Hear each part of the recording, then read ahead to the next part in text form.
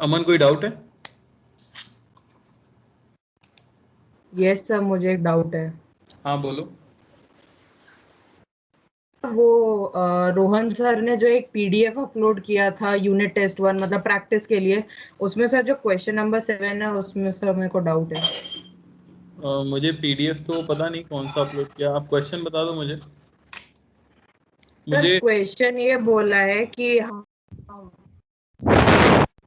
बोलो। हमें जो फोर्स का डायना पावर, वेलोसिटी और टाइम में एक्सप्रेस करना है। हाँ तो ये आपने मेरे को व्हाट्सएप पे तो भी सर पूछा था क्या उसमें जो क्वेश्चन? नहीं सर, वो मैंने पूछा था सर, वो सेम ही सर ये क्वेश्चन पूछ रहा है। मैंने अच्छा अच्छा, ठीक है, चलो सर मैं बता क्योंकि देता हूँ। चारों में से कोई भी एक आंसर नहीं आ रहा था इसलिए। किससे आंसर नहीं आ रहा? मतलब वो सर को मतलब तो 4 ऑप्शन दिए थे उसमें से कोई भी आंसर नहीं आ रहा था, इसलिए मेरे को डाउट आया। आंसर क्या दिया है? सर आंसर, एक मिनट सर, मेरे को पीडीएफ खोलना पड़ेगा।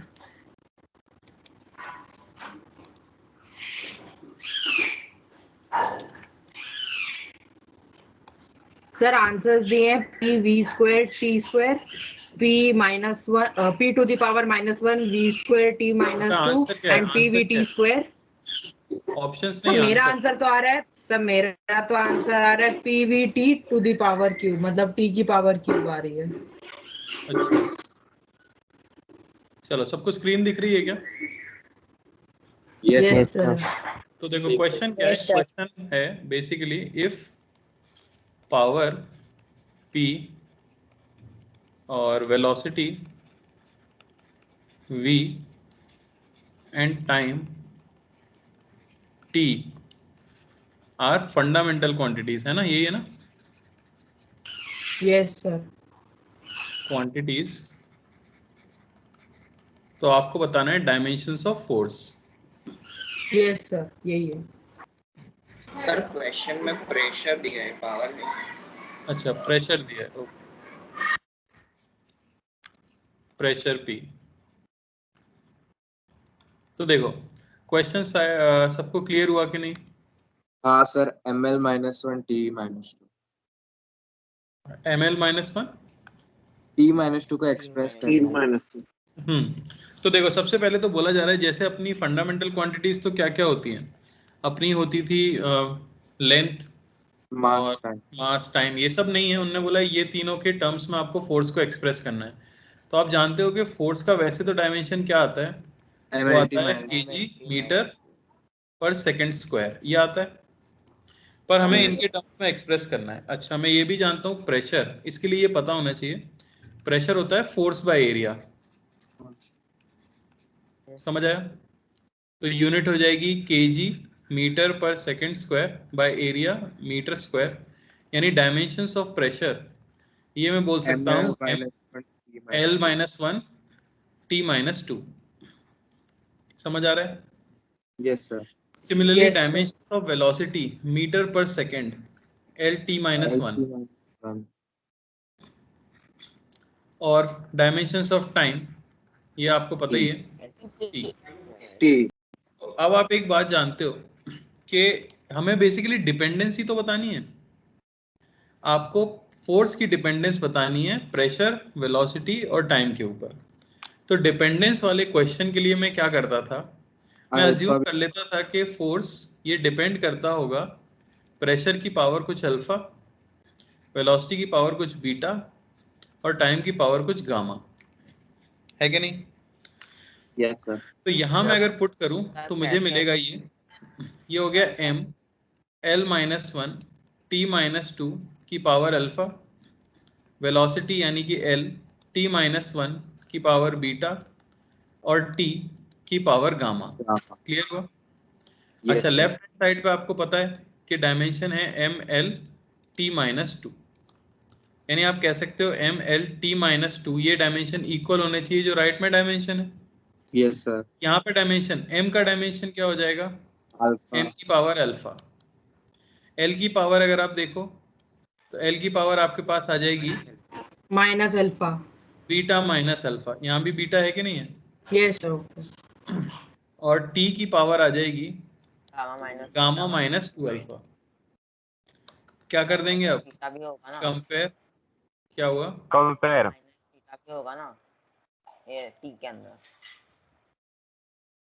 माइनस बीटा भी आएगा, है ना? हाँ सर।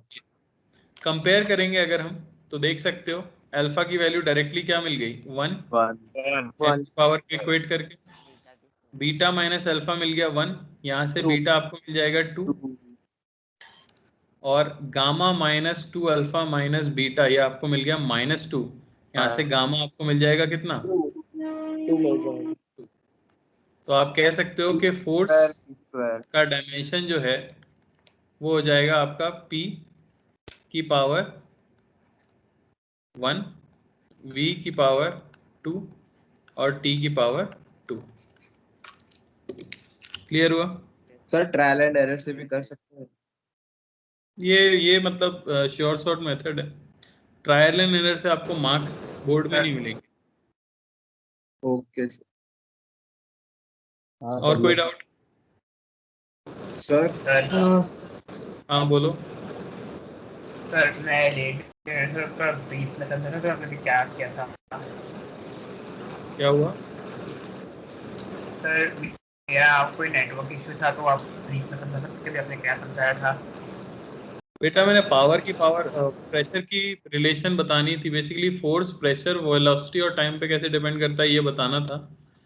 तो जो डिपेंडेंस वाले क्वेश्चन जैसे हम करते थे, मैंने बस मान लिया कि प्रेशर पे अल्फा होगा, वेलोसिटी पे बीटा होगा और टाइम पे गामा होगा। सबके डायमेंशंस लिखे, उसके बाद डायमेंशंस को इक्वेट कर दिया। m की पावर दोनों साइड पे सेम, l की पावर दोनों साइड पे सेम और t की पावर दोनों साइड पे सेम। ओके, ये डाउट था किसी का? ये मैंने पढ़ाया नहीं है अभी। सर हाँ सर एक डाउट था कि डिनोमिनेटर में रूट हो या कुछ भी हो, अगर वो डायमेंशन लेस है तो फर्क नहीं पड़ता ना? नहीं, हाँ नहीं पड़ेगा। क्लियर? सर चलो। सर वो Yes, sir. स्क्रीनशॉट लेने दो ना क्या हुआ? सर, जो सम आपने कराया ना अभी, हाँ सर उसका एक बार स्क्रीनशॉट लेने दो ना सर, क्योंकि वो डीपीपी डिस्कशन में है ना, इसके लिए।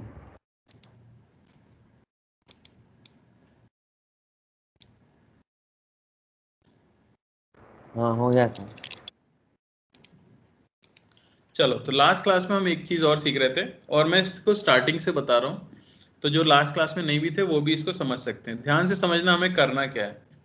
तो ओलिक एसिड क्या है? एक तरह का सॉल्यूशन होता है, ठीक है। हम चाहते हैं कि उसके अंदर जो मॉलिक्यूल्स हैं उनका साइज हम पता कर सकें। तो जैसा कि आप जानते हो मॉलिक्यूल्स बहुत ही छोटे होते हैं, तो ऐसा तो है नहीं कि उसके लिए कोई फिजिकल इंस्ट्रूमेंट यूज किया जा सके, जैसे कि स्केल या इंच टेप। ये सब तो हम यूज कर नहीं सकते क्योंकि मॉलिक्यूल तो बहुत ही छोटा है।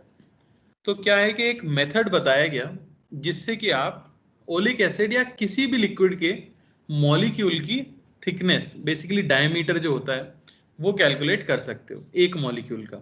समझ आ रही है बात? तो अब हमारे सिलेबस में ओलिक एसिड ही मेंशन्ड है, तो क्वेश्चन इसी पे बेस्ड ही आएगा, ठीक है ना। हालांकि मैं क्वेश्चन कैसा भी बना सकता हूँ वो मैं आपको आगे बताऊंगा। पहले आप पूरा प्रोसेस समझने की कोशिश करो। होता क्या है, मान लो कि आपके पास ओलिक एसिड का एक सॉल्यूशन है जिसमें प्योर ओलिक एसिड है, ठीक है ना। सबसे पहले बोला गया है कि एक्सपेरिमेंट में आप करते क्या हो, साइज ऑफ मॉलिक्यूल पता करने के लिए हम क्या करते हैं, हम 1 ml ऑफ ओलिक एसिड को डिसॉल्व करते हैं 19 ml ऑफ एल्कोहल के अंदर। बात समझ आई? इससे आपका टोटल सॉल्यूशन कितना हो गया? 20 ml हो गया। 20 तो ये मैं मान लेता हूं इस तरह से कि ये हमारा टोटल सॉल्यूशन है। टोटल इसमें 1 ml तो ओलिक एसिड है प्लस 19 ml एल्कोहल है, ठीक है ना। 1 ml acid plus 19 ml alcohol, तो टोटल 20 ml का हमारा सॉल्यूशन है। क्लियर हुई बात? अब आप क्या करते हो, ऐसा करने से आपने किया क्या, ऐसा सोच के बताओ कि अगर मैंने 1 ml एसिड को 19 ml एल्कोहल में ऐड किया तो मैंने बेसिकली अपने ओलिक एसिड को डाइल्यूट किया है। डाइल्यूशन सब समझते हैं ना? Yes sir. ठीक है, उस कंसंट्रेशन कम की है। फिर मैंने क्या किया, इस सॉल्यूशन की 1 ml को सेपरेट किया और उसको फिर से, यहां पे गलत लिखा है, उसको फिर से 19 ml अल्कोहल के अंदर फिर से ऐड किया। ठीक है ना।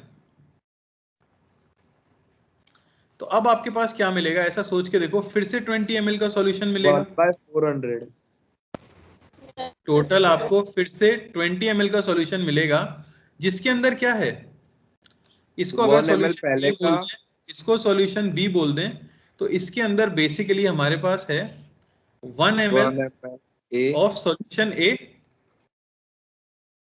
Plus 19 19 ml ml of alcohol. Alcohol.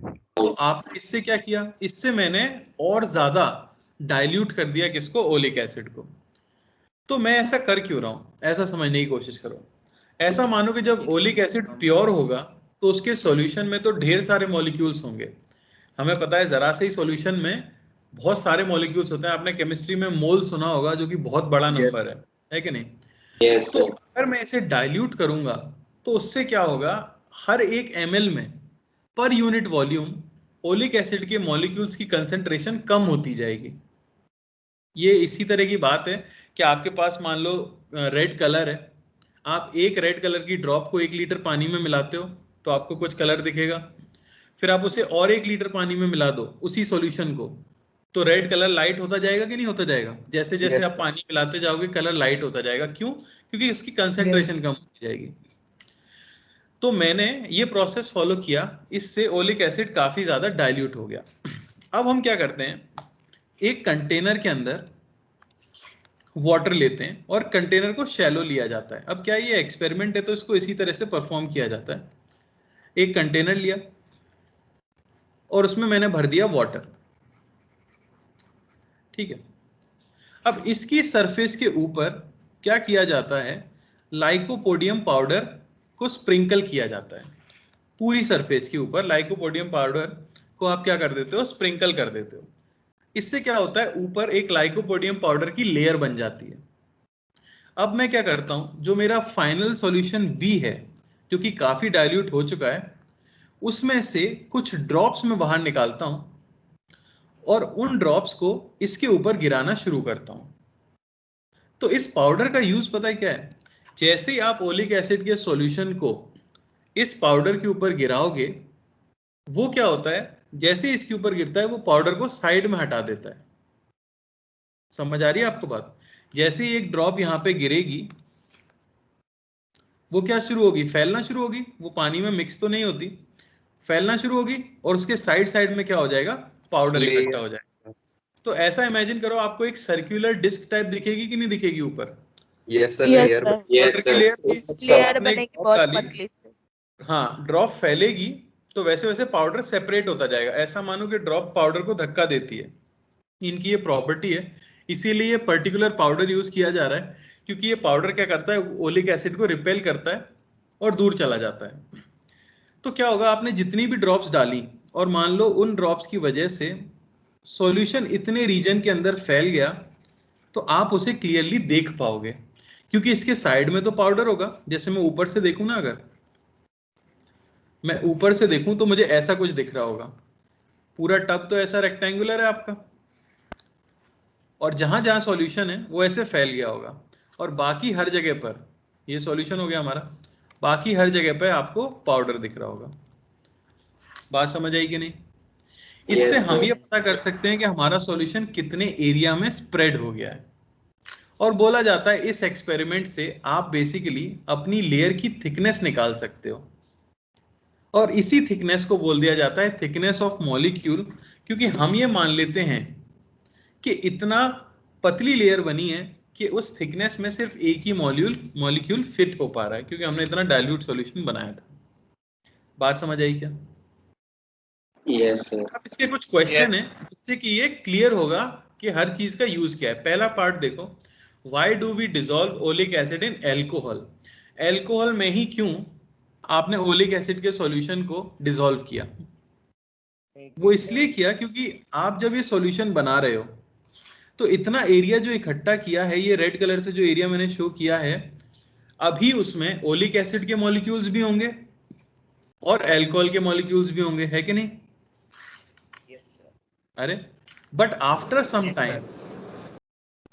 Some time alcohol evaporates leaving only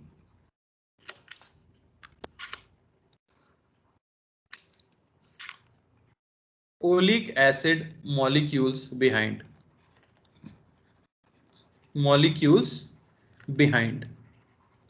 बहुत ज्यादा समय के लिए नहीं छोड़ना पड़ता। बात आपको ये पता होगी कि अल्कोहल को अगर ओपन एटमॉस्फेयर में रख दिया जाए तो वो इवेपोरेट होना शुरू हो जाती है।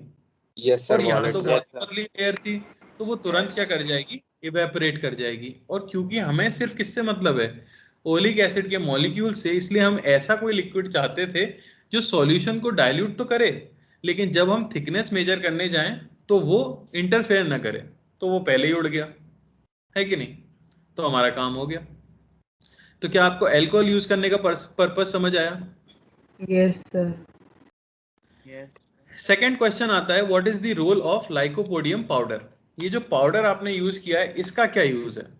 ठीक है, तो बेसिकली द सॉल्यूशन ड्रॉप्स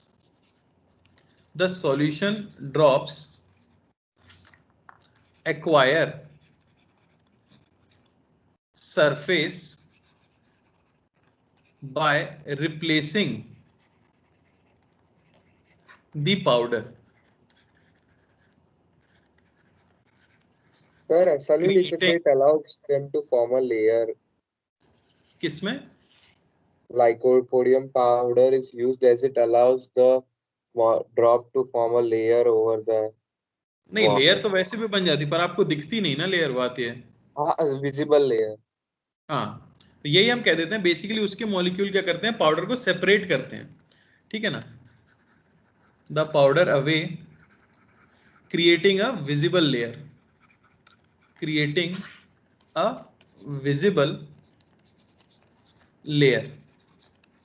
तो इसका हेल्प क्या हो जाता है? This is helpful in calculating the surface area of layer. बात समझ आई? ये लेयर का सरफेस एरिया हमें बता देता है। तो ये रहा आपका एसिड लेयर। क्या आपको पाउडर का पर्पस क्लियर हो गया? Yes sir. यस सर एक बार दोबारा समझाएंगे, लाइकोपोडियम पाउडर का रोल नहीं समझ आया। नहीं समझ आ रहा? अच्छा। मेरे भाई, अगर देखो यार, पानी की सरफेस पे इसको डायरेक्टली डालेंगे तो ये कितने रीजन में फैला है, कि आपको वो दिखेगा क्या? नहीं सर। आपने कभी ऐसा कुछ किया है, मतलब मान लो कि पानी के ऊपर कोई पाउडर फैला हो, आप उसके अंदर उंगली डुबाने की कोशिश करो तो पानी के ऊपर जो पाउडर है वो थोड़ा साइड में चला जाता है, जहां आपने उंगली डाली है सिर्फ वो रीजन पानी के अंदर जाता है। सर वो Yes, एक sir. वीडियो में होता है कि वो साइड कोई में हटता black जाता है, करता सेपरेट तो सा होता है। ये हाँ, बहुत ही sir. कॉमन फिनोमेना है, सबने लाइफ में देखा होता है, यस सर। ठीक है ना? तो जितने रीजन में पाउडर फैल जाएगा, बेसिकली जितने रीजन से पानी दिखने लग जाएगा, क्लियर आपको दिखने लग जाएगा, आप समझ जाओगे उतने रीजन में सिर्फ लेयर है। ओके ठीक है। Okay sir. तीसरा पार्ट आता है, what would be the volume of oleic acid in each ml of solution prepared? Her ml में कितनी ओलिक एसिड की 1/4 वॉल्यूम होगी, ठीक है ना? तो सबसे पहले आपने क्या किया है, 1 ml प्लस 19 ml, ये था एल्कोहल और ये था एसिड। तो मैं ये कह सकता हूं कि बेसिकली 1/20 पार्ट ऑफ सॉल्यूशन, उसके अंदर क्या है, basically of solution is acid. सही है कि नहीं है? 1/20 पार्ट ये क्या हो गया, आपका एसिड है। फिर आपने क्या किया, 1 ml सॉल्यूशन ए प्लस फिर से 19 ml अल्कोहल ऐड किया, तो तो अब क्या हो जाएगा, इसका भी 1/20th पार्ट, तो 1/20th part of solution A is acid, इसमें 1/20th part of solution B is solution A. अरे है कि नहीं? Yes sir. थोड़ा सा दिमाग खोल के रखना, बहुत मुश्किल चीज नहीं है, बहुत ही कॉमन सेंस की चीजें कर रहे हैं। तो ओवरऑल आप क्या बोल सकते हो, ओवरऑल हम ये कह सकते हैं 1/20 कि 1/20 into 1/20 of solution B is acid. तो एसिड जो है वो 1/400 कंसंट्रेशन हो चुकी है टोटल सॉल्यूशन की। बात समझ आया? यस तो सर। सिंपली आप क्या कह सकते हैं, यस सर। अगर एन ड्रॉप्स अगर आपने यूज करी है सॉल्यूशन की, तो उसमें ओलिक एसिड की वॉल्यूम कितनी होगी, सिर्फ ओलिक एसिड की वॉल्यूम। तो 1/4 volume of oleic acid, volume of oleic acid ये V, ये सिंपली हो जाएगा 1/400 times volume of N drops. N drops की जितनी टोटल वॉल्यूम होगी उसका 1/400 पार्ट क्या होगा, एसिड की कंसेंट्रेशन होगी। क्लियर है कि नहीं है? यस सर, NV ठीक है ना? तो मैं ये भी लिख सकता हूं इसको 1/400 टाइम्स 1/400 टाइम्स NV, जहां V है volume of one drop. One drop, एक ड्रॉप की वॉल्यूम अगर V है तो टोटल n ड्रॉप की वॉल्यूम NV होगी और उसका 1/400 टाइम एसिड होगा। तो फाइनली पूछा गया what will be the volume of oleic acid in 1 drop of solution. तो 1 ड्रॉप के अंदर वॉल्यूम ऑफ एसिड कितनी आ जाएगी, वॉल्यूम ऑफ एसिड ये simply 1/400 into volume of 1 drop यानी कि V। बात समझ आई क्या? by 1600 into NV। नहीं बेटा, एक ड्रॉप की बता रहे हैं, ठीक है ना? वो n ड्रॉप्स की है, ये 1 ड्रॉप की है। क्लियर हुआ? यूनिटरी मेथड सकते हैं? क्या हो गया भाई? पूछ नहीं सर, वो पूछ रहा था यूनिटरी मेथड से नहीं कर सकते अगर n ड्रॉप्स वही है, में यूनिटरी मेथड ही है और कुछ नहीं है, ठीक है ना? ये आ गया हमारे पास। तो अब बात आती है कि थिकनेस ऑफ लेयर कैसे कैलकुलेट करोगे। थिकनेस ऑफ लेयर कैसे कैलकुलेट करोगे? तो थिकनेस ऑफ लेयर क्या होगी ये सोच के देखो। Basically total volume of Sir, acid जो surface- आपने यूज की है, total volume of acid, finally तो यही बचने वाली है सरफेस पे, अल्कोहल तो उड़ जाएगा। तो वॉल्यूम ऑफ एसिड को मैं सिंपली क्या लिख सकता हूं, एरिया ऑफ एसिड, जितना सरफेस एरिया है एसिड का, जितने एरिया में एसिड फैला है, और इनटू थिकनेस। अरे सही है कि नहीं? वॉल्यूम आप एरिया इनटू थिकनेस लिख सकते हो कि नहीं? तो Yes, sir. थिकनेस सिंपली हमें क्या मिल जाती है, वॉल्यूम बाय एरिया। थिकनेस आपको सिंपली मिल जाती है वॉल्यूम ऑफ ओलिक एसिड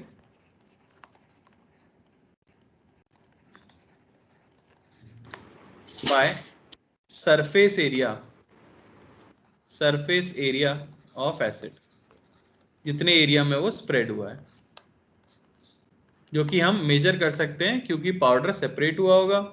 कितनी ड्रॉप हमने डाली है उससे हम ये निकाल लेंगे कितनी ओलिक एसिड है, और इस फॉर्मूले से आप क्या बता सकते हो, थिकनेस ऑफ लेयर। और जो थिकनेस ऑफ लेयर होगी उसी को हम डायमीटर या साइज ऑफ मॉलिक्यूल बोलेंगे।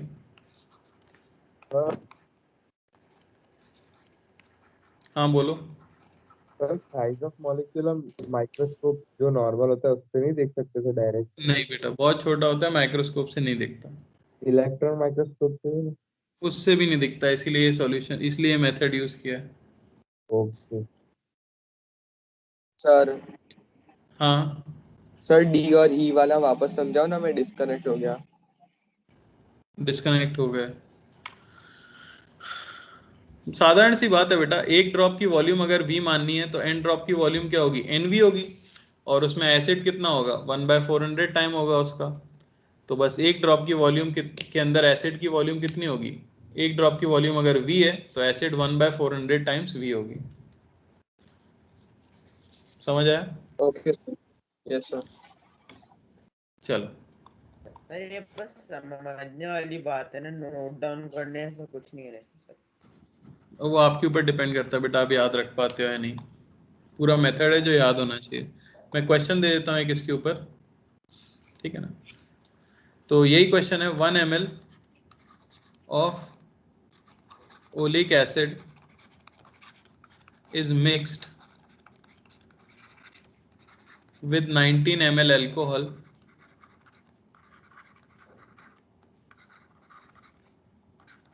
to produce solution A. Produce solution A. Then 1 ml of solution A is again added to 19 ml of alcohol to produce solution B.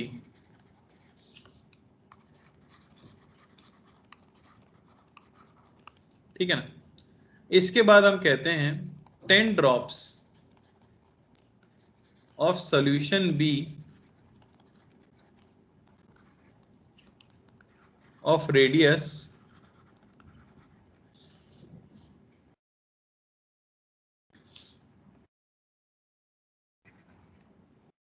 3 millimeter each are used to form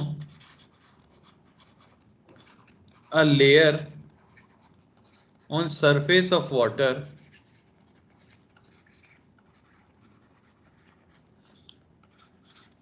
of area, मैं ले लेता हूं मान लो 1 centimetre square.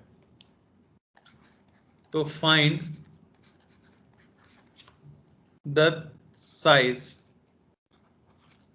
Of oleic acid molecule.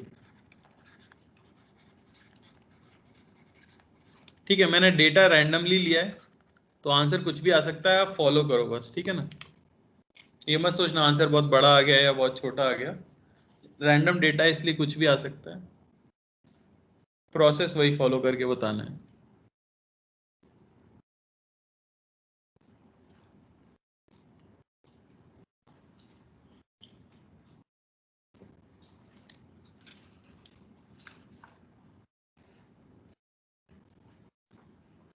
Sir एक drop का volume तो देना चाहिए ना।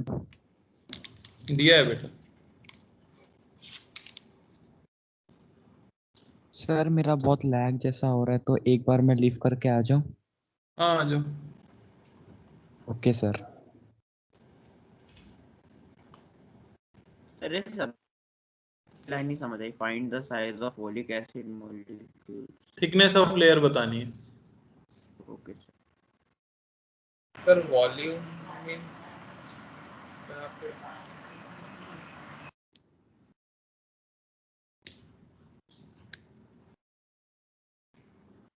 ओके सर, समझ आ गया। अच्छा, ml और सेंटीमीटर में रिलेशन पता है? 1 हाँ ml सर, 1 कितनी वॉल्यूम होती सेंटीमीटर है? Cube. ml is equal to 1 1 centimeter cube. Centimetre. 1 centimetre. हाँ सर, वही वहां पे कंफ्यूज हो गया।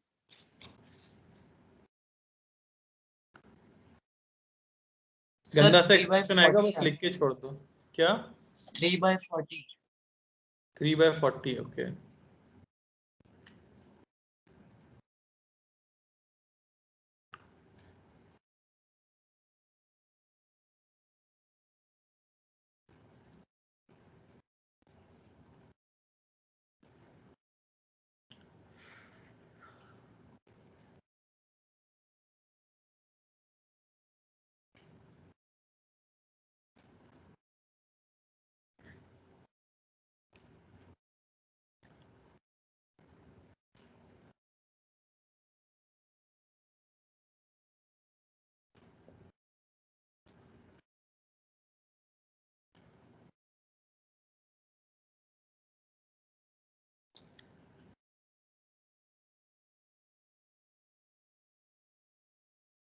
सर एकदम ही अजीब आ रहा है, 18 पाई बाय 400।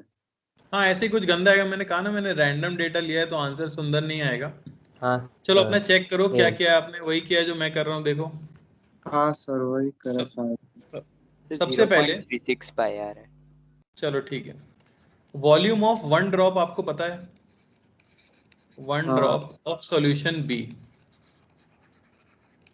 सॉल्यूशन बी, तो वो वॉल्यूम अगर मैं V बोल दूं तो spherical 4/3 pi, radius 3 millimetre, metre में बदल देता हूं, क्यूब। क्लियर हुआ क्या? एक ड्रॉप की वॉल्यूम इतनी है, अरे बोलो। हाँ सर। सिमिलरली मैं कह सकता हूं वॉल्यूम ऑफ 10 सर ड्रॉप्स बस थोड़ा कन्वर्जन में मिस्टेक हो गई थी, इसलिए थोड़ा गलत ऑफ आ गया। सॉल्यूशन बी, चलो कोई बात नहीं, 10 drops of volume solution B की वॉल्यूम कितनी हो जाएगी, 10V। ये भी आपको क्लियर हो गया। 40/3। तो इसके अंदर वॉल्यूम ऑफ ओलिक एसिड कितनी होगी,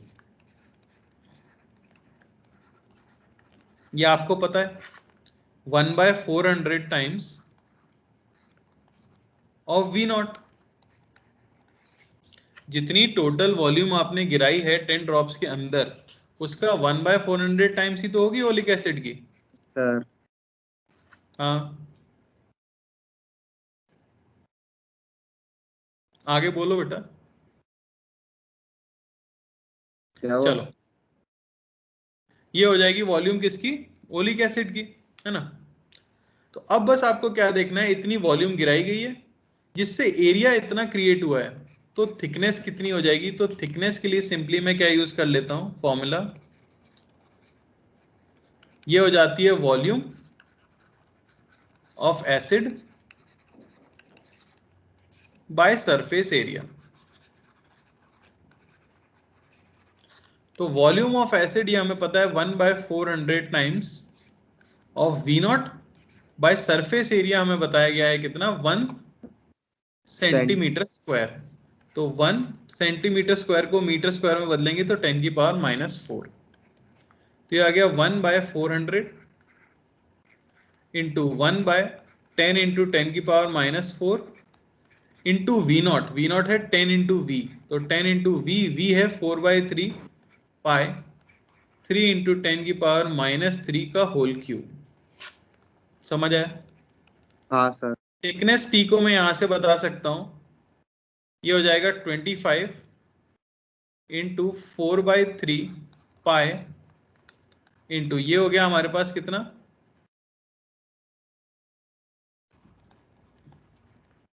इंटू 10⁻⁻⁹। 3 का। 3 कट गया, यस। तो ये आ गया 25 into 36 into pi into 10⁻⁻⁹ metre. तो आप देख सकते हो साइज कैसा आया है, बहुत ही छोटा। सर क्लियर है कि 400 नहीं? काट नहीं जाएगा? क्या हो गया? 400 यहाँ से कट नहीं जाएगा वो? बेटा कैंसिल कर दिया ना मैंने, 25 लिख तो दिया, ये तो कैलकुलेशन है, इस पे ध्यान मत दो। यहां तक अगर आपने लिख लिया तो काफी है, ठीक है, ये चीज लिख ली थी तो आगे तो कैलकुलेशन है, इतना लिख लिया बहुत है। सर वो मीटर स्क्वायर को गलती से मीटर क्यूब अज्यूम कर लिया, तो इसलिए बस गलत यही है। एक चीज का ध्यान रखना है कि आप यूनिट सही से कन्वर्ट करो, सबको SI यूनिट, और लेंथ की SI यूनिट क्या है, मीटर, उसमें कन्वर्ट कर लो तो आंसर मीटर में आ जाएगा। कोई डाउट किसी और को? सर एग्जाम में ऐसा क्वेश्चन आया तो ऐसे तो क्या, ऑप्शन होगा? हाँ बेटा, ऑप्शन कैलकुलेशन के साथ हो सकता है, डायरेक्टली इस तरह से हो सकता है वो अच्छा डेटा दें तो काफी सुंदर आंसर आ जाए, ठीक है, पर जनरली पाई के टर्म्स में आंसर आ जाता है, ठीक है ना। सर हम हर एक ड्रॉप को स्पेरिकली मानते हैं, मीन्स आपने रेडियस लिया है हाँ रेडियस बेटा, को। हर एक ड्रॉप को स्फेरिकली मानना होता है। ओके। कोई डाउट किसी को? No sir. No sir. चलो तो अब इसके इंपॉर्टेंट पोर्शन पे चलते हैं, जिसके ऊपर मैंने कहा था कि जेई एडवांस में क्वेश्चन आता है मोस्ट प्रोबेबली हर साल ही, ठीक है, या हर ऑल्टरनेट साल तो आते ही है। और वो पोर्शन आता है एरर का। तो एरर एनालिसिस। अब मैं आपको एक रीजन बताता हूं कि क्यों इससे क्वेश्चन एडवांस में और मेंस में जरूर पूछा जाता है। बात ये जो टॉपिक है ये लैब बेस्ड टॉपिक है, यानी बच्चे जब फिजिक्स लैब में जाते हैं वो एक्सपेरिमेंट करते हैं तो उस चीज से रिलेटेड इसके क्वेश्चंस होते हैं प्रैक्टिकल बेस्ड। अब ऑब्वियसली जब बच्चे जेई की तैयारी करते हैं तो वो स्कूल पे थोड़ा कम ध्यान दे पाते हैं और कम प्रैक्टिकल अटेंड कर पाते हैं, तो उन्हें ये चीज़ पता है कि हाँ भाई बच्चों को प्रैक्टिकल से डर टाइप लगता है क्योंकि ज़्यादातर लोग स्कूल प्रैक्टिकल्स के लिए अटेंड नहीं कर पाते, ठीक है ना। तो इसीलिए वो क्वेश्चन ज़रूर देते हैं ताकि हर बच्चे को एटलीस्ट ये पता हो कि लैब में क्या हो रहा होता है, ठीक है। तो बेस्ट चीज़ तो यही होती है कि आप हैंड्स ऑन एक्सपेरिमेंट लो। अगर आपका स्कूल है तो आप लैब जाओ और एक बार एटलीस्ट इन इंस्ट्रूमेंट को ज़रूर यूज़ करो। ऐसे इंस्ट्रूमेंट्स आगे भी आएंगे 12th के अंदर जहाँ हम इलेक्ट्रिकल इंस्ट्रूमेंट्स की बात करेंगे। अब हम तो ऑब्वियसली सिर्फ थ्योरी पढ़ते हैं, उसकी थ्योरी भी मोर देन इनफ होती है, ठीक है, पर फिर भी अगर पॉसिबल हो तो हमें ये फिजिकली भी करके देखना चाहिए। तो अगर in future offline classes start होती हैं तो ऑब्वियसली जैसे मैं आपको इंस्ट्रूमेंट यहाँ पे पढ़ाऊंगा वर्नियर कैलिपर और स्क्रू गेज, तो ऑफलाइन क्लासेस जैसे ही शुरू होती हैं मैं फिजिकली भी क्लास में आपको लाके वो ज़रूर दिखाऊंगा और हम वो एक्सपेरिमेंट भी करके देखेंगे, ठीक है। पर यहाँ तो ऑब्वियसली हम थ्योरी पढ़ सकते हैं। सर फॉर्मूला तो नहीं हो सकता है इसके क्वेश्चन? नहीं हो तो सब सकता है। अरे यार मैंने अपने जीवन में उसको छुआ ही नहीं था कभी किसी इंस्ट्रूमेंट को, तो मोस्टली किसी ने नहीं छुआ होता। मैं कह रहा हूँ कि अगर आप लिटरली उसे हाथ में पकड़ो इंस्ट्रूमेंट को तो एक अलग फीलिंग आ जाती है ना, थोड़ा सेंस बनने लगता है चीज़ों को। डायग्राम से उतना क्लियर नहीं होती ना चीज़ें। काम तो आपका चल जाएगा, क्वेश्चन तो सारे हो ही जाएंगे, उसमें दिक्कत नहीं होगी। तो अब सबसे पहले लैब के अंदर मैं आपको बताना चाहता हूँ, कितने लोग लैब गए हैं फिजिक्स लैब? सर गए पर Yes, sir, गए। कोई एक्सपेरिमेंट किया है कभी? सर किया है देखा है थोड़ा बहुत। अच्छा चलो, आप गए हो, आपने एक्सपेरिमेंट किया है तो आपने लैब जर्नल भी सबमिट किया होगा। Yes sir. यस सर किया है। तो आपने नोटिस किया होगा कि वहां पर जब आप एक्सपेरिमेंट आपको दिया जाता है तो आप एक्सपेरिमेंट एक बार नहीं करते, आप कई बार करते हो, है ना, और आप डिफरेंट डिफरेंट रीडिंग्स लेते हो, है कि नहीं, और फाइनली अपना एक आंसर लिख के आ जाते हो। तो इस हर एक प्रोसेस का एक लॉजिक होता है, हर एक चीज का एक कारण होता है। लैब में जब भी रीडिंग दी जाती है तो वो कुछ इस तरह से दी जाती है, R plus minus delta R। जो फाइनल आंसर आप दोगे वो आप इस टर्म में दोगे। अब जरूरी नहीं आज से पहले आप जब गए हो तो आपने इस तरह से दिया हो क्योंकि आप छोटी क्लासेस में थे, पर 11th-12th में आप अगर जाओगे और आप कोई भी एक्सपेरिमेंट करोगे उसका जब भी आप रिजल्ट लिखोगे तो आप इस एक्सप्रेशन में लिखते हो, जहां ये होती है आपकी रीडिंग जो आपको फाइनली आप सबमिट करना चाहते हो, और ये होती है error in reading. Error in reading. तो ध्यान से सुनो, क्या मैं ऐसी रीडिंग ले सकता हूं जिसमें कोई एरर ना हो? तो उसका जवाब है नहीं।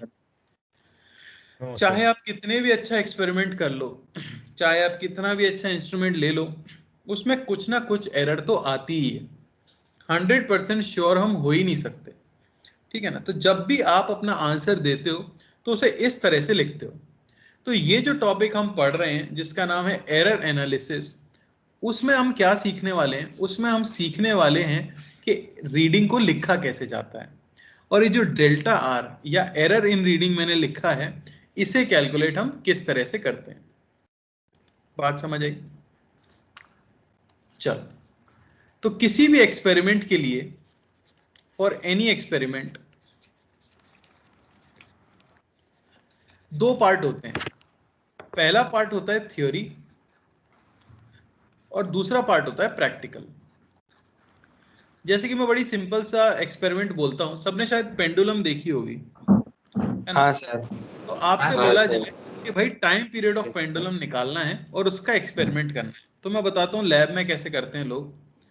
लैब में क्या होता है, एक पेंडुलम मिलेगी आपको, धागे से बंधा हुआ एक बॉब होगा, इसका नाम बॉब होता है, ठीक है ना, ये काम आएगा फिजिक्स में काफी। तो अब बच्चे क्या करते हैं, एक बच्चा स्टॉप वॉच पकड़ेगा अपने हाथ में, एक बच्चा इसको एक कोने पे ले जाएगा और ले जाके छोड़ेगा। ये पेंडुलम यहां से यहां आएगी, यहां से यहां आएगी और घूम के वापस जब यहां आएगी तो दूसरा बच्चा स्टॉप वॉच बंद कर देगा और जितना भी टाइम स्टॉप वॉच पे दिखेगा वो उस टाइम को नोट डाउन कर लेंगे। अब ऐसा सोचो, जिस इंस्टेंट पे पेंडुलम वापस आई होगी, क्या एग्जैक्टली उसी इंस्टेंट पर स्टॉप वॉच बंद कर सकते हैं हम? नहीं, तो हमेशा कुछ ना कुछ समस्या होने ही वाली है। तो ऑब्वियसली थ्योरी के हिसाब से जो आंसर आना चाहिए और प्रैक्टिकल के हिसाब से जो आंसर आना चाहिए वो एग्जैक्टली सेम कभी नहीं आ सकते। बात समझ आई? तो एक टर्म डिफाइन की जाती है जिसे हम कहते हैं true value. True value, true value का मतलब होता है theoretical reading expected out of the experiment. बात समझ आई? जब किसी ने थ्योरी बनाई होगी, उसने ये पेंडुलम बनाई थियोरेटिकली, पेंडुलम के टाइम पीरियड का जो फॉर्मूला होगा थियोरेटिकल, उसमें उसने वैल्यूज पुट की और मान लो उसका आंसर आया 2 सेकेंड, तो वो जो एक्सपेरिमेंट करे बिना थ्योरी में फॉर्मूले में डालने से आंसर आया है उसे आप कहते हो ट्रू वैल्यू। समझ आई बात? ट्रू वैल्यू एग्जैक्ट रीडिंग होती है क्योंकि वो थ्योरी से आई है, आपने प्रैक्टिकल नहीं किया है। ऑब्वियसली जब आप एक्सपेरिमेंट करने चलोगे तो वो एग्जैक्टली 2 सेकेंड नहीं आएगा, कभी 1.9 आएगा, कभी 2.1 आएगा, कभी 2.2 आ सकता है, एग्जैक्टली 2 भी आ सकता है, हमें नहीं पता। लेकिन हम ये नहीं कह सकते कि जितनी भी बार एक्सपेरिमेंट होगा हर बार 2 आ जाएगा, है कि नहीं? तो ट्रू वैल्यू क्या हो गई, ये याद रखना, ट्रू वैल्यू वो वैल्यू है जो एक्सपेरिमेंट से आप एक्सपेक्ट कर रहे हो, आप उम्मीद कर रहे हो कि ये आंसर आना चाहिए क्योंकि फॉर्मूले से ये आंसर आया था। समझ आई बात? अब जो हम रीडिंग लेते हैं बेटा, इनमें कोई डाउट्स वाली चीज नहीं है, तो अभी प्लीज अगर इंपॉर्टेंट डाउट नहीं है तो मत पूछो। क्या डाउट है बोलो? कोई डाउट है? कोई बोल रहा था बीच में।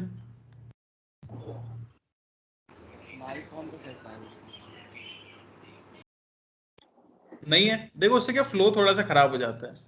ठीक है, अब रीडिंग्स क्या होती है? तो ये होती है values obtained after experiment. After experiment, जो आप एक्सपेरिमेंट कर रहे थे उसमें जो जो वैल्यू आपको मिल रही है उनको हम क्या कहते हैं? रीडिंग कहते हैं। ये एरर किसे बोला जाता है? यार बार बार कोई डिस्टर्ब कर रहा है, क्या बात है? कौन है भाई? रोहन कुछ कहना चाह रहे हो क्या? नहीं सर। और हर्ष तुमको कुछ कहना है?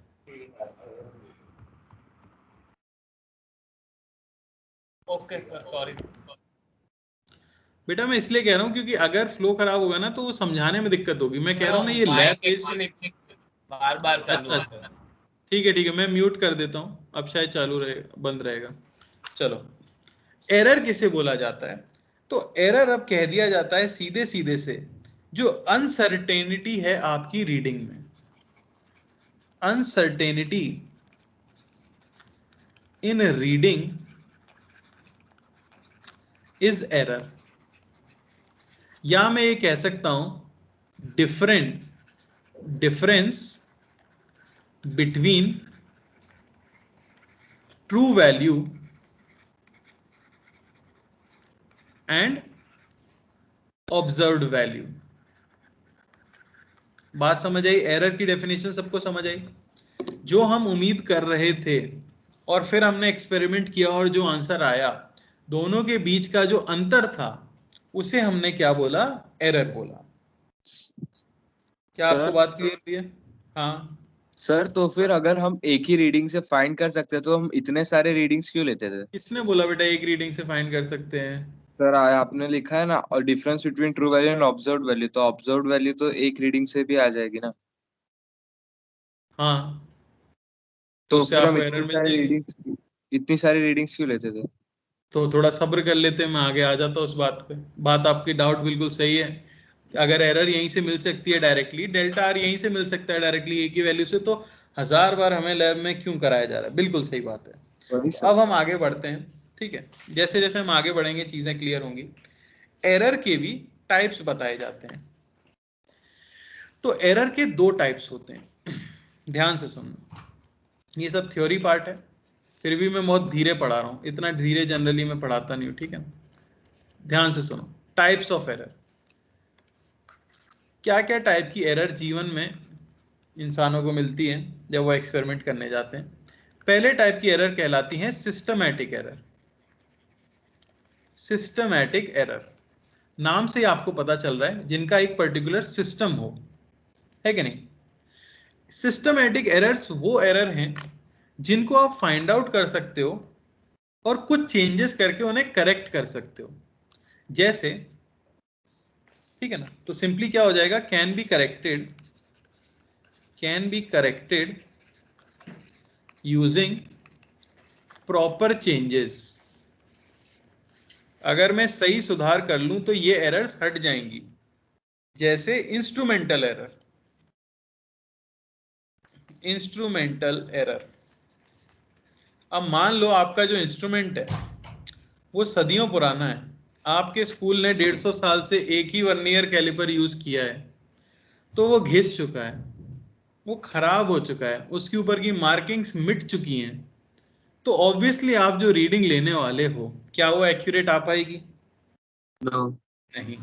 अगर आपका इंस्ट्रूमेंट बेकार है, पुराना है या सस्ता है, सस्ते इंस्ट्रूमेंट कई बार सही से कैलिब्रेट ही नहीं होते, है ना। आप देखोगे क्वालिटी होती है इंस्ट्रूमेंट्स की भी, बेटर क्वालिटी का लोगे उस पर अच्छे से रीडिंग्स छपी होंगी, सब कुछ क्लियर होगा।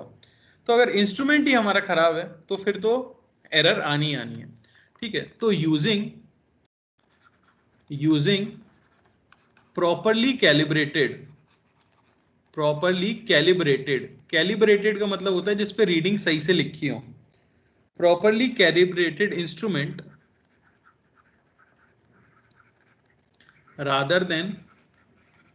rather than old and used instrument,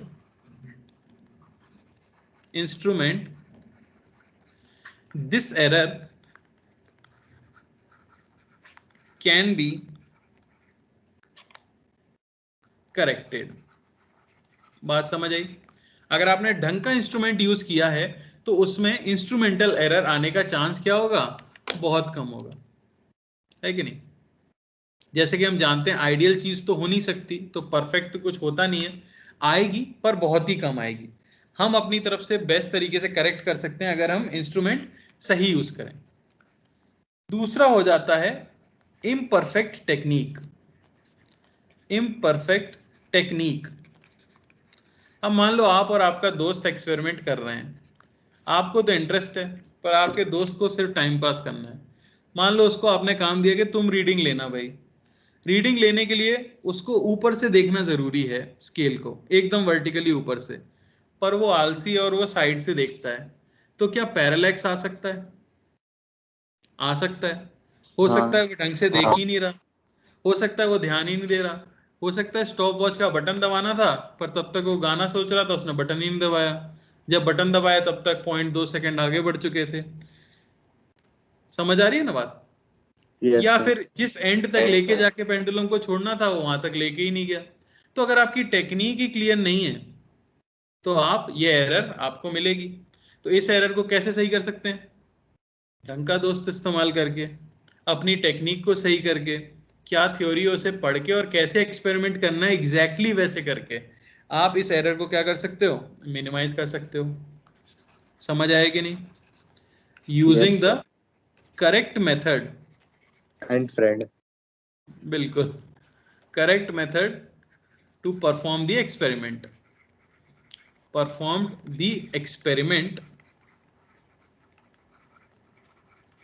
ठीक है ना।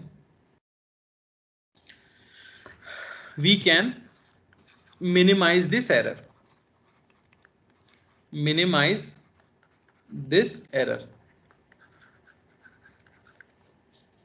ठीक है। सिमिलरली तीसरे टाइप की आ जाती हैं पर्सनल एरर्स।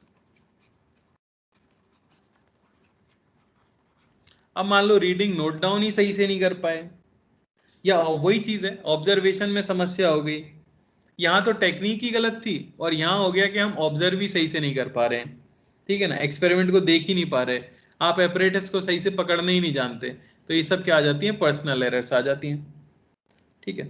तो इनको आप कैसे मिनिमाइज कर सकते हो, using proper settings, proper settings sir required. 2 second बेटा, थोड़ा तो रुक जाया करो, रिक्वायर्ड फॉर द एक्सपेरिमेंट। हाँ बोलो। सर अगर कोई विजुअली इम्पेयर्ड पर्सन होगा तब भी वो पर्सनल एरर में ही आएगा? बिल्कुल बेटा, ओके ठीक है ना। सर एक और चीज़ पूछनी थी। हाँ बोलो। सर जो जब भी हम फॉर्मूला लिखते हैं तब पता है कांस्टेंट की वैल्यू आती है, वो एक्सपेरिमेंटली डिसाइडेड होती है, तो वो गलत हो सकती है? हाँ, अगर आप एक्सपेरिमेंट सही से नहीं कर रहे तो बिल्कुल गलत आ सकती है, लेकिन जो जैसे कि आप बोलो कि ग्रेविटेशनल कांस्टेंट, गैस कांस्टेंट, इन सब की वैल्यूज थ्योरेटिकली निकाली गई हैं, तो वो गलत नहीं हो सकती, और इनको एक्सपेरिमेंटली वेरीफाई भी किया गया है ना। ओके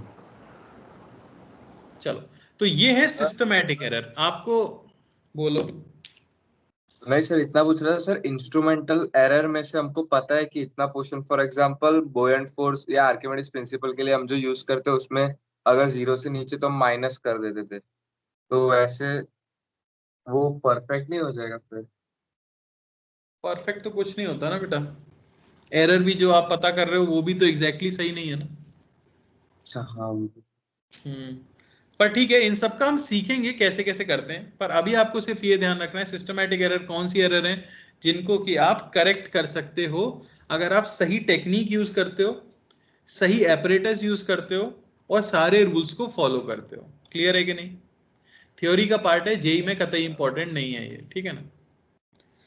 दूसरे टाइप की एरर ये कहलाती हैं रैंडम एरर, रैंडम एरर्स।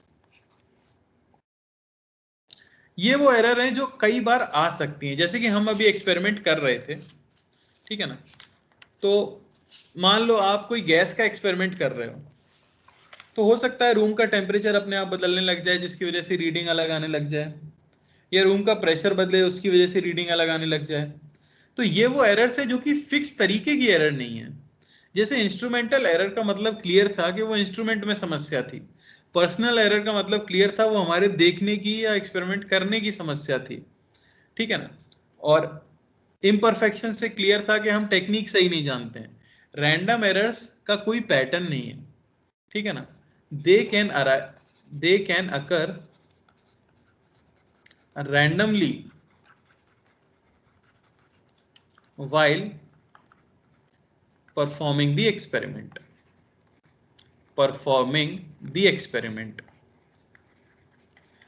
तो अब ऐसी एरर का क्या समाधान होगा? ऐसी एरर का समाधान होता है कि आप एक्सपेरिमेंट को बार बार करें।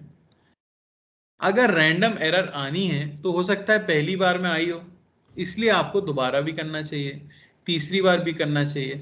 आप जितनी बार एक्सपेरिमेंट करोगे उतने रैंडम एरर की चांसेस क्या हो जाएंगी, कम, क्योंकि उनमें से कुछ तो होंगी ना जो सही रीडिंग्स होंगी, कुछ मान लो रैंडम एरर की वजह से खराब हुई होंगी पर कुछ तो सही होंगी। इसलिए हम एक्सपेरिमेंट एक बार नहीं करते, इसलिए हम एक्सपेरिमेंट कैसे करते हैं, बार बार करते हैं।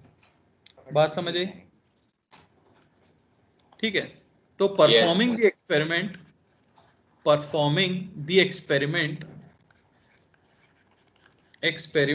several times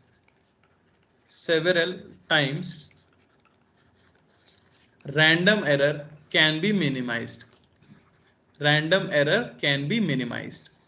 बात समझने की कोशिश करना, सारी एरर्स में जनरली हम क्या लिखते हैं, मिनिमाइज्ड।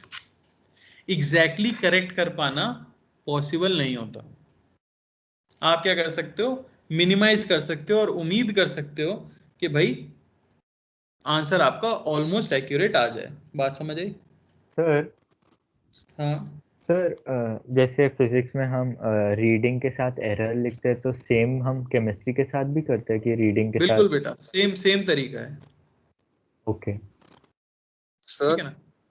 हाँ सर ग्रेविटेशनल कांस्टेंट और वो सारी वैल्यूज एक्सपेरिमेंटल वेरीफाइड है राइट, एक्सपेरिमेंट से निकली है, तो सर उनमें भी एरर होगा ना फिर? कुछ ना कुछ एरर तो होगा, बिल्कुल। तो कोई भी कांस्टेंट परफेक्ट नहीं है? करेक्ट। बिल्कुल, कितने डेसिमल तक आपने निकाला है उस हिसाब से आगे कुछ ना कुछ तो आ ही सकती है ना वैल्यू। ओके। ठीक है, एग्जैक्टली तो कुछ भी नहीं कह सकते ना। चलो, आखिरी टाइप की एरर जो हम देखते हैं वो है लीस्ट काउंट एरर। अब लीस्ट काउंट का मतलब पहले पता होना चाहिए। लीस्ट काउंट नाम से आपको शायद समझ आ रहा हो, लीस्ट काउंट का मतलब होता है the smallest value, the smallest value that our instrument can measure is called the least count. जैसे आपके घरों में जो स्केल है, मीटर स्केल है, सबसे छोटी वैल्यू वो कितनी नाप सकती है? 1 mm। 0.1 mm। जैसे आपको पता है मीटर स्केल का एग्जांपल इसलिए लेते हैं क्योंकि ये सबसे कॉमन है, सबके पास है। कुछ इस तरह से होती है 0 1, मतलब 1 नहीं लिखा होता है, इस तरह से लाइंस होती हैं 1 2 3 4 5 6 7 8 9 10, इस तरह से लिखा होता है कि नहीं? तो जो सबसे छोटी रीडिंग आप ले सकते हो वो क्या ले सकते हो आप? 1 मिलीमीटर ले सकते हो। तो हम कह देते हैं कि इसका लीस्ट काउंट जो है वो भाई कितना है? 1 मिलीमीटर है। 1 मिलीमीटर से छोटी कोई चीज है तो उसे क्या मैं स्केल से मेजर कर सकता हूं? No sir. नहीं सर। No sir. समझ आया? ठीक है, यस सर। तो अब ये एरर कितनी दे सकता है ये सोच के बताइए। जैसे मैंने ये लाइन जो बनाई इसकी वैल्यू कितनी होगी, क्या आप मुझे बता सकते हो? 0.1। क्या आप एग्जैक्टली जानते हो 0.1 पर ही है ये, नहीं या सर, उससे थोड़ा सा आगे हो सकता है, थोड़ा सा आगे या थोड़ा या सा थोड़ा सा या पीछे हो सकता है? थोड़ा सा। बात मेरी समझने की कोशिश करना सभी लोग। जो मैंने यहाँ एरो बनाया है ऊपर, रेड कलर का बना देता हूँ चलो, ये इसकी लेंथ क्या एग्जैक्टली 0.1 है? नहीं, आप कह सकते हो या तो 0.1 से थोड़ी सी ज्यादा हो सकती है या 0.1 से थोड़ी सी कम हो सकती है कि नहीं? पर हम श्योरली नहीं बता पा रहे हैं। आप एक चीज जरूर बता सकते हो कि हमारे एक्सपेरिमेंट में जो रीडिंग है इज बिटवीन 0.1 एंड 0.2। ये समझ आ रहा है? सर छोटा भी तो हो सकता है। हाँ, छोटा भी हो सकता है। तो मैं ये कह सकता हूँ कि हाँ, रीडिंग हमारी श्योरली अगर कहना है तो 0 से लेके 0.2 के बीच में है कि नहीं है? Yes sir. ये तो श्योरली बता ही सकते हो ना, 0 से Yes, लेके sir. 0.2 के बीच में तो आने ही वाली है। हाँ Yes, तो sir. अनसर्टेनिटी कितने की है? ये 0.1 से थोड़ा सा ज्यादा हो सकता है या 0.1 से थोड़ा सा कम हो सकता है। तो इस इंस्ट्रूमेंट की एरर जो बताई जाती है वो बताई जाती है 0.1। क्यों आई एरर 0.1? क्योंकि 0.1 से एक आगे तक ये जा सकता है और 0.1 से ये एक पीछे तक जा सकता है। समझ आ रही है बात? हाँ, तो 0.1 आगे और 0.1 पीछे जा सकता है, तो उसे हम क्या कह देते हैं? Least count. तो ये इंस्ट्रूमेंट जो एरर दे सकता है वो कितनी दे सकता है? अपने लीस्ट काउंट जितनी ही दे सकता है। तो याद रखना, any instrument gives error equal to its least count. बात समझ आई? अगर आप एक इंस्ट्रूमेंट से मेजर कर रहे हो तो उसमें लीस्ट काउंट उसका जो है उतनी एरर आ सकती है। हम नहीं कह रहे हैं कि हर बार आती है, पर आ जरूर सकती है। बात समझ आई? सर हाँ बोलो। सर लीस्ट काउंट एरर के side by side random error भी तो हो सकता है।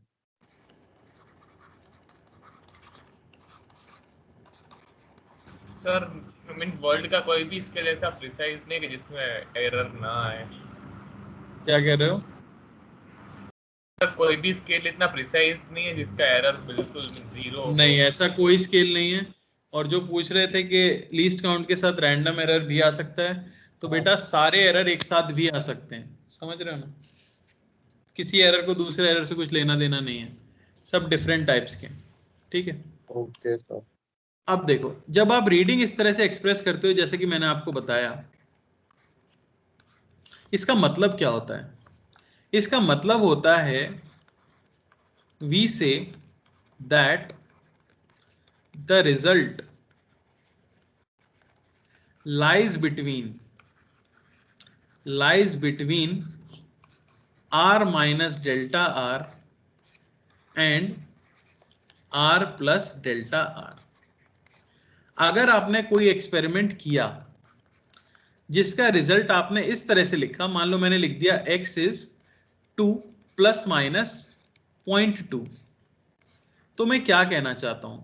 मैं कहना चाहता हूं इसका मतलब है that x lies between, x की वैल्यू जो है 1.8 वो to 1.8 से लेके 2.2 के बीच में कुछ है, लेकिन जिस इंस्ट्रूमेंट से मैंने ये रीडिंग ली है मैं इससे ज्यादा कुछ नहीं बता सकता, इससे ज्यादा श्योर में नहीं हो सकता। तो जब फाइनली आप ऐसे आंसर एक्सप्रेस करते हो तो आप एक रेंज बताते हो, आप एग्जैक्ट आंसर नहीं बता पाते, आप एक रेंज बताते हो और कह देते हो कि भाई मेरा आंसर इतने से लेके इतने के बीच में कुछ है, लेकिन जिस इंस्ट्रूमेंट को मैं यूज कर रहा था इससे ज्यादा प्रिसाइज में नहीं हो पाया, इससे ज्यादा एक्यूरेट रीडिंग में नहीं ले पाया। बात समझ आई? सर डेल्टा आर Yes, कैसे? sir. क्या डेल्टा आर मतलब change in are, right? Change in बेटा? अभी रीडिंग। बोला था ना एरर है, ये रीडिंग है, ऊपर ही लिखा चुका हूं मैं। Okay sir.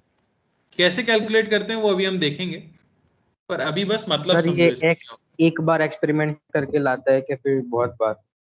वो सब छोड़ो, आपने फाइनल आंसर ऐसे दिया है तो उसका मतलब ये होता है, सब कुछ होगा पर थोड़ा सब्र करो, है ना? अगर फाइनल आंसर आपने ये दिया है उसका मतलब ये होता है। क्लियर है क्या? हाँ यस सर। अब दो टर्म और रहती हैं आपके पास, जो रहती है एक्यूरेसी एंड प्रेसिजन, ठीक है ना?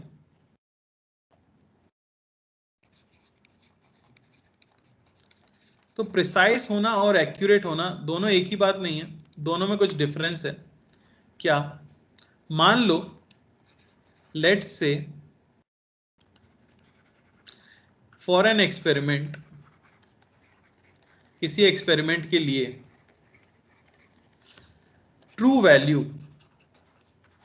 वैल्यू ये आती है 2.472। मैंने कोई एक्सपेरिमेंट किया है जिसकी थ्योरी में लिखा गया है कि आंसर आना चाहिए 2.472, ठीक है? मैंने दो ऑब्जर्वेशन ली या दो बच्चे अपना आंसर लेके आए, ऑब्जर्वेशन 1 और ऑब्जर्वेशन 2, ठीक है? दोनों बच्चों ने अलग अलग एक्सपेरिमेंट किया। एक बच्चे ने आंसर बताया 2.36 और दूसरे बच्चे ने आंसर बताया 2.247। तो आप क्या बोलोगे, कौन सा बच्चा ज्यादा एक्यूरेट है?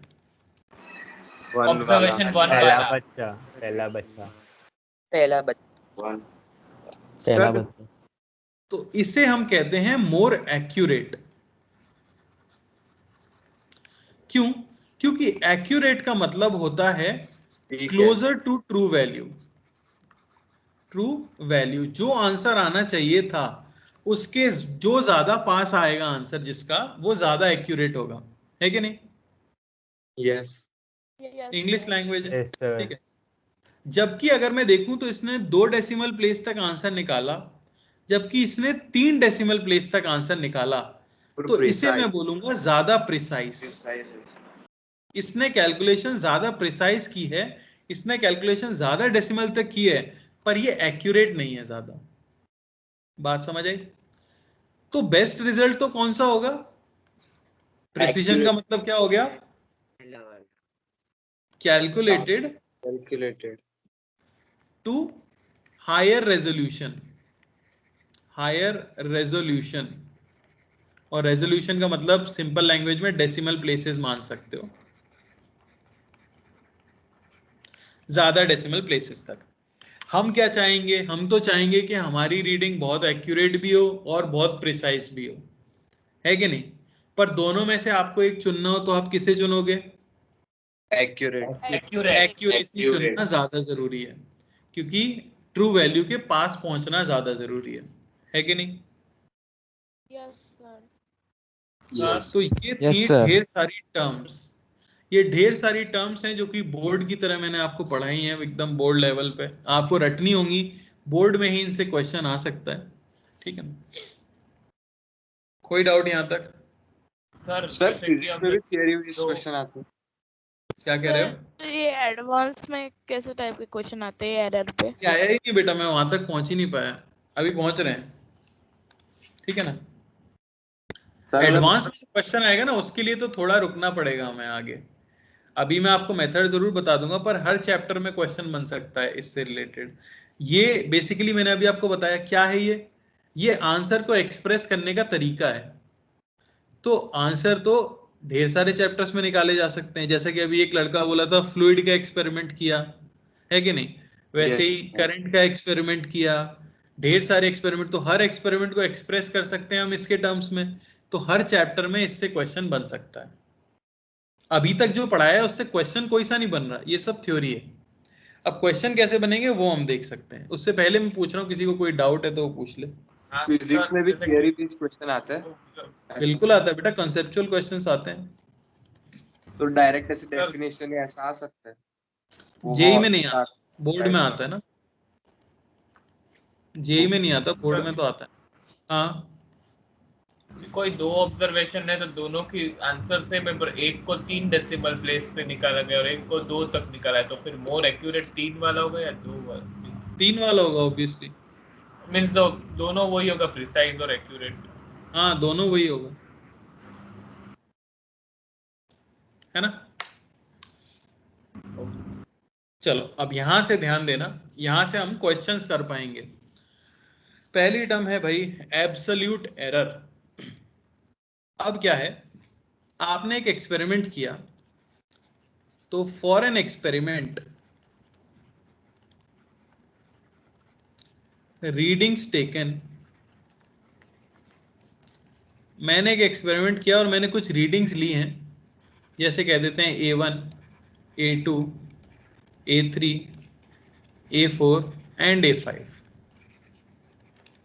ठीक है? तो अब उसके अंदर आपको एब्सोल्यूट एरर बतानी है, ठीक है? तो सबसे पहले तो हमें उस एक्सपेरिमेंट के लिए ट्रू वैल्यू पता होनी चाहिए, समझ आया? क्लियर है? Yes sir. True value, yes sir. True value मान लो कि मैं कह देता हूं ये है A0, ठीक है ना? ये हमें गिवन है, क्वेश्चन में ऐसा बता दिया गया है कि भाई ट्रू वैल्यू ये है। तो अब यहां मैं लिख रहा हूं रीडिंग, और यहां मैं लिखूंगा उसके अंदर एब्सोल्यूट एरर। एब्सोल्यूट एरर, समझ आई बात? तो ये पहली रीडिंग थी A1, फिर A2, A3, A4, A5। Answer आना चाहिए था A0, एक भी रीडिंग में नहीं आया, चलो मान लो। तो जो एब्सोल्यूट एरर होगी उसे मैं सिंपली कैसे बता दूंगा? एब्सोल्यूट एरर को आप सिंपली बता सकते हो आपकी reading minus true value, A2 minus A0, A3 minus A0, A4 minus A0 और A5 माइनस A0। बात समझ आई क्या? तो किसी भी रीडिंग की जो एब्सोल्यूट एरर होती है उसे हम सिंपली क्या कह देते हैं? Absolute error is nothing but reading minus true value. Formula है, याद रखना। लगाएंगे? क्या कह रहे हो? मॉड्यूलस नहीं लगाएंगे, वरना तो नेगेटिव भी आ सकता है। नेगेटिव आ सकती है, कोई दिक्कत नहीं है, नेगेटिव लिखेंगे, नेगेटिव आएगी तो। एरर नेगेटिव हो सकती है? क्यों नहीं हो सकती? आपने कम मेजर किया है तो नेगेटिव ही बोलेंगे ना उसे। अच्छा, बात समझ आई? यस। चलो, तो ये हो गई आपकी क्या? Absolute error. अब क्या होता है, कई क्वेश्चंस में ट्रू वैल्यू नहीं दी जाती। If true value is not given, अगर ट्रू वैल्यू गिवन नहीं है तो मैं क्या करूंगा, तो ट्रू वैल्यू ये सिंपली हो जाता है मीन ऑफ रीडिंग्स। अगर आपको क्वेश्चन के अंदर ट्रू वैल्यू नहीं दी गई और सिर्फ रीडिंग दे दी गई है, तो आपको याद रखना है कि ट्रू वैल्यू ये आप ले लेते हो average of all the readings, यानी कि ट्रू वैल्यू A0 अगर मैं बोल दूं तो ये हो जाएगी A1 plus A2 plus A3 plus A4 plus A5 upon 5। बात समझ आई? या तो क्वेश्चन में ट्रू वैल्यू वो दे देंगे तो आप माइनस करके एब्सोल्यूट एरर बता ही दोगे, या वो क्वेश्चन में ट्रू वैल्यू नहीं देंगे तो आपको किसको ट्रू वैल्यू मानना है, जो भी एवरेज रीडिंग आई है। क्लियर है?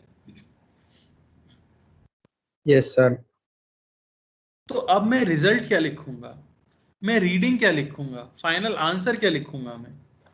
ठीक है, तो उसके लिए हम क्या निकालते हैं, अब ये तो क्या आई है, एब्सोल्यूट एरर आई है, यानी हर एक रीडिंग में ये एरर आई है। तो उसके लिए आप कैलकुलेट करते हो मीन एब्सोल्यूट एरर।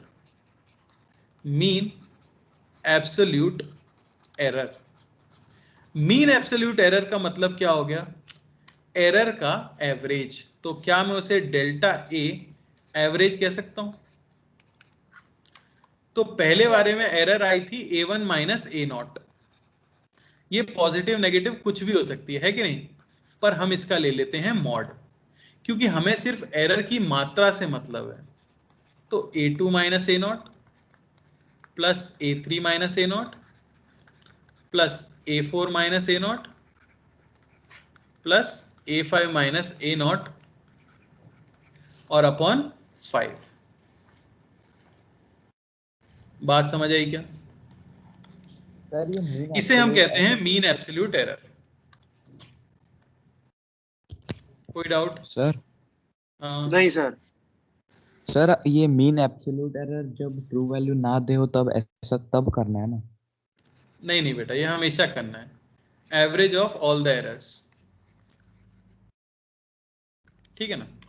तो फाइनल रिजल्ट जो हम एक्सप्रेस करते हैं, फाइनल रिजल्ट जो आप एक्सप्रेस करते हो वो हो जाता है ए average plus minus delta A average, यानी कि average reading plus minus mean absolute error. ये पर्पस है मीन एब्सोल्यूट एरर का। अब देखो क्या होता है ना, ये है तो बहुत सिंपल चीज, लेकिन मैंने सब कुछ वेरिएबल के टर्म्स में लिखा है, तो कई सारे बच्चों को काफी दुख हो जाता है, उन्हें समझ नहीं आती है ये चीज कि कर क्या दिया। तो इसीलिए थोड़ा सा डाउट्स पूछने से पहले रुकना और एक एग्जांपल देखना जरा, फिर आपको डाउट आएगा तो मैं बता दूंगा। ठीक है, एग्जांपल। ठीक है, तो for time period of a pendulum, मान लो कि मैं एक्सपेरिमेंट कर रहा हूं, for time period of a pendulum readings are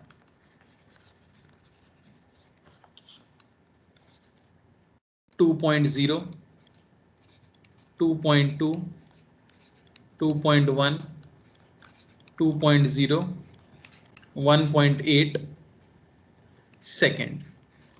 तो मैंने 5 रीडिंग ली, पहली बार में 2 आई, दूसरे बार में 2.2 आई, तीसरे बार में 2.1 आई, चौथे बार में 2.0 आई और 1.8 आई।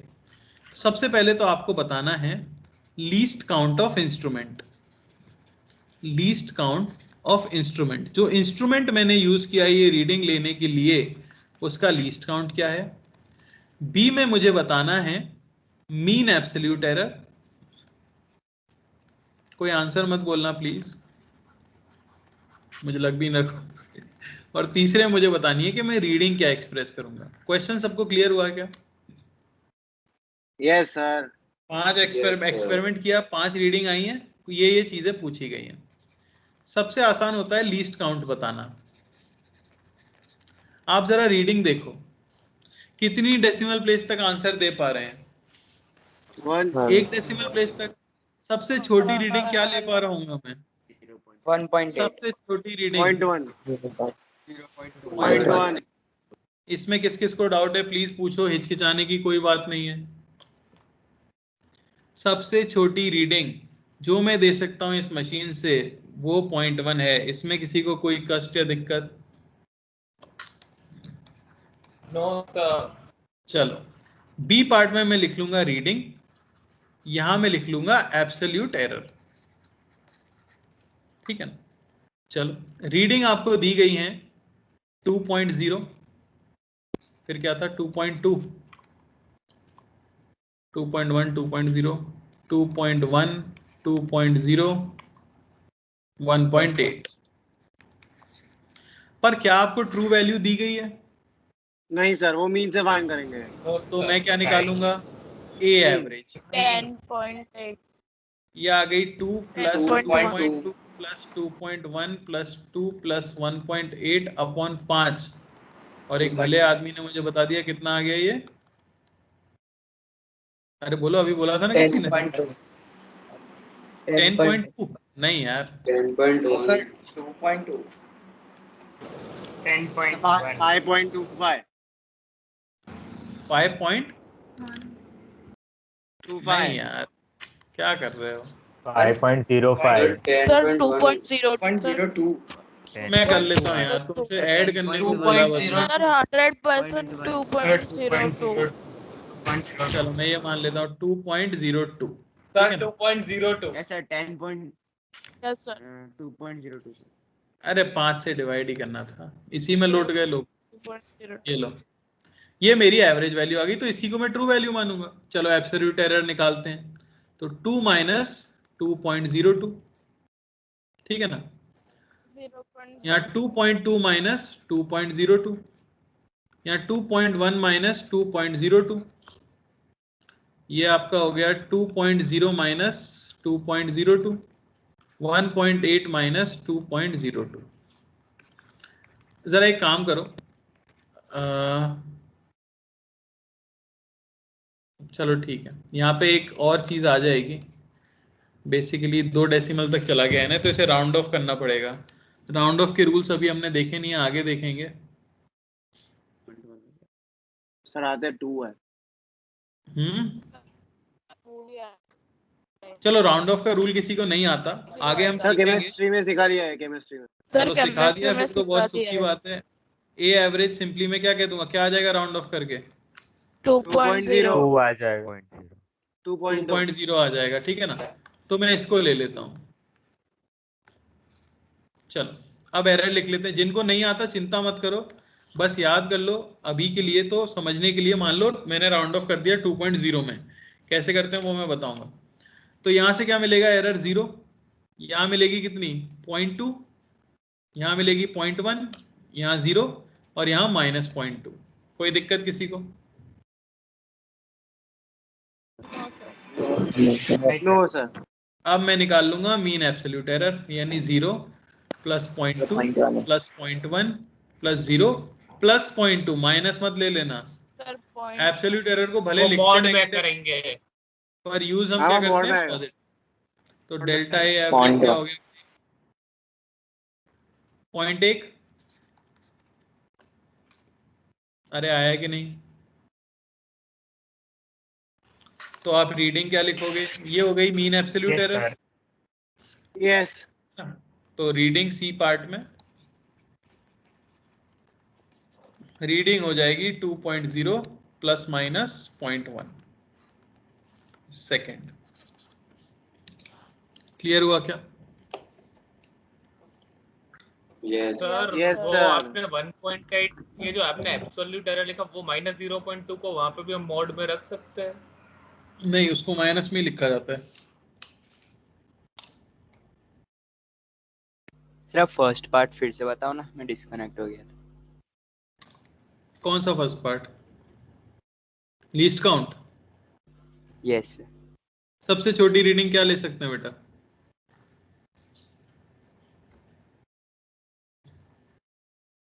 नहीं समझ आ रहा? मशीन देख, रीडिंग देख के नहीं समझ आ रहा? सबसे छोटी क्या ले सकते हैं रीडिंग? 0.1। जिनका डाउट है उनको समझ आ रहा है कि नहीं? No sir. नहीं आ पा रहा बेटा। 1.8 है, फिर 1.9 होगा, फिर 2 होगा, 2.1 होगा, तो सबसे छोटा क्या हो सकता है? 0.1। हाँ ओके सर। तो अगर ऐसे जैसे 2 डेसिमल प्लेस हो तो 0.01 आएगा ना? 0.01 आएगा, 2 डेसिमल प्लेस है, 3 है तो 0.001 आएगा, ओके। है कि नहीं? दूसरे में बोला था मीन एब्सोल्यूट एरर, तो यहाँ पे ट्रू वैल्यू नहीं दी थी बेटा, तो मैंने पहले ट्रू वैल्यू यानी एवरेज निकाला, फिर सबकी एब्सोल्यूट एरर निकाली और एवरेज एरर का फॉर्मूला लगा दिया जिसमें एरर को हमेशा ऐड ही करते हैं और अपॉन मीन निकाल दिया यानी कि एवरेज। अरे बोलो। Yes sir. Yes sir. एक क्वेश्चन आप करके बताओ फिर।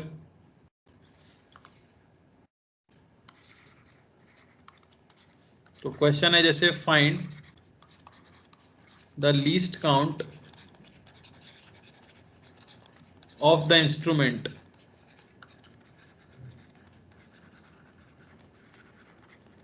And final reading.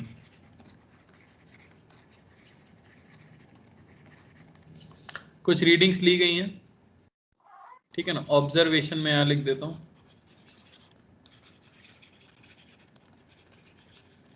ये है मान लो 2.02 कॉमा 2.04 1.98 2.00 और हम कह सकते हैं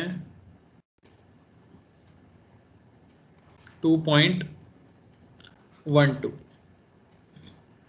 ये 5 रीडिंग ली गई हैं। आपको इसमें लीस्ट काउंट बताना है और फाइनल रीडिंग बतानी है। सिंपल है काफी।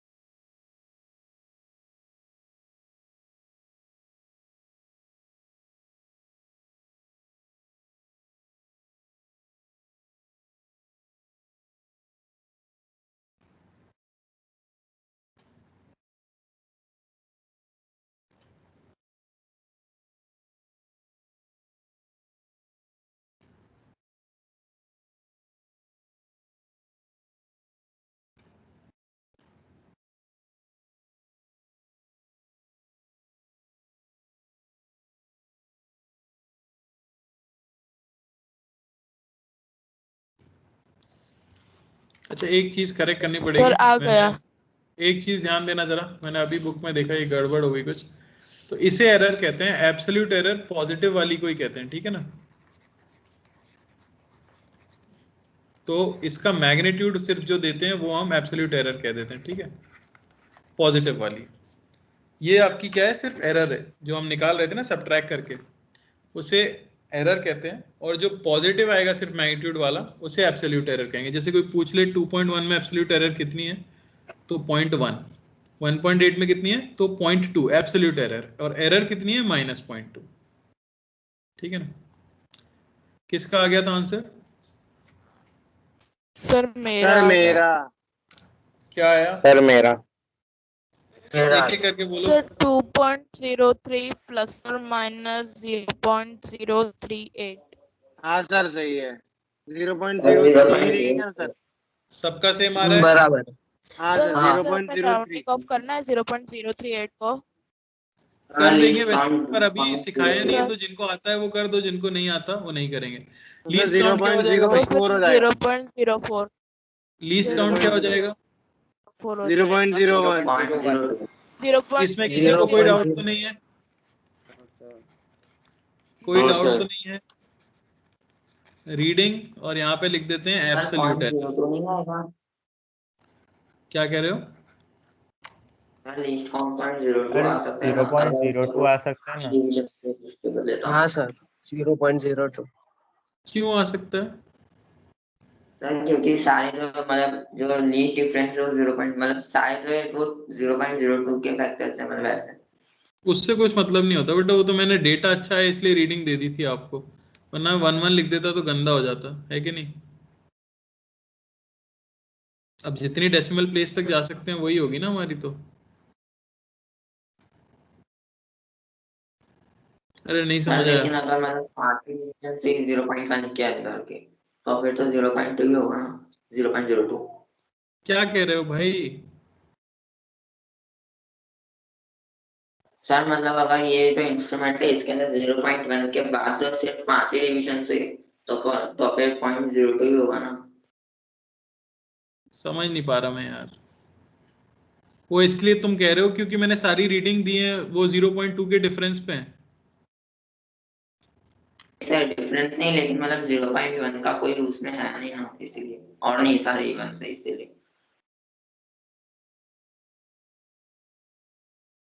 पता नहीं क्या बोल रहे हो यार। मैं भी तो वही कह रहा हूँ, तुम ये कह रहे हो क्योंकि 0.02 आया फिर 0.04 आया, इसलिए तुम समझ रहे हो कि बीच का डिफरेंस 0.02 है ना? मुझे ये बताओ, इस इंस्ट्रूमेंट से 0.01 ले सकते हैं क्या हम? हाँ सर बिल्कुल ले सकते हैं। देखो हमें या तो वो क्वेश्चन में बता देंगे आपको लीस्ट काउंट क्या है, ठीक है ना, पर अब रीडिंग देख के जनरली आप क्या कर देते हो कि जितने डेसिमल प्लेस तक ले सकते हो उसमें 0.01 ही ले सकते हैं ना हम। आपकी बात सही है, मान लो किसी ने ऐसा इंस्ट्रूमेंट बना दिया जिसमें उसने मिनिमम ही 0.02 का बनाया था, तो वो भी पॉसिबल है। वो तो इंस्ट्रूमेंट पे डिपेंड करेगा। बिल्कुल डिपेंड करेगा, इसलिए तो मैं कह रहा हूँ ये मेनली जो क्वेश्चंस है ना ये लैब बेस्ड है, ये डिपेंड करता है इंस्ट्रूमेंट कौन सा है हमारे पास। जनरली अब लीस्ट काउंट देख के मुझे अगर बताना है तो अब मैंने यहाँ पे सारी रीडिंग ऐसी ले ली है कि लग रहा है कि 0.02 ही मिनिमम ले पा रहे होंगे, ठीक है ना, वरना तो हम क्या कर देते हैं रीडिंग देख के निकालते। मान लो मैंने ये दिया होता आपको एक, अब बताओ क्या करते हैं? 0.1 आएगा ही ना, 0.01 आएगा। फिर हम क्या बोल सकते थे 0.01 ना। तो आपकी बात गलत नहीं है, जो भी वो बोल रहा था उसका पॉइंट ये था कि अगर सारी रीडिंग ऐसी आ रही है तो मे बी 0.02 हो। हाँ तो वो सर वो संभव है। इवन है सब इसलिए। हाँ संभव है वो भी, ठीक है ना, आपकी बात गलत नहीं है।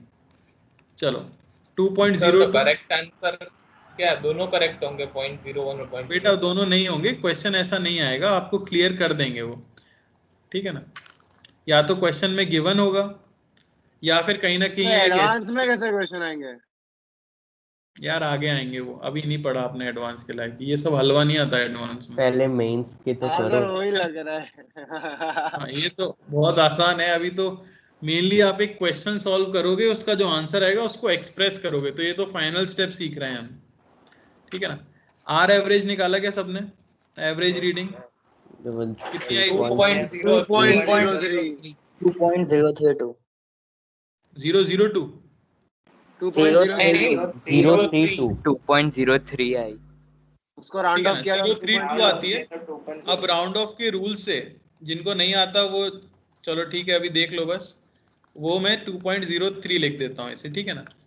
तो एब्सोल्यूट एरर अगर निकालेंगे तो 2.02 माइनस 2.03 यानी कितना मिल जाएगा? 0.01। एब्सोल्यूट लिखा है इसलिए पॉजिटिव वाले लिख रहा हूँ। ये भी 0.01। 1.98 माइनस 2.03 कितना आया? 0.05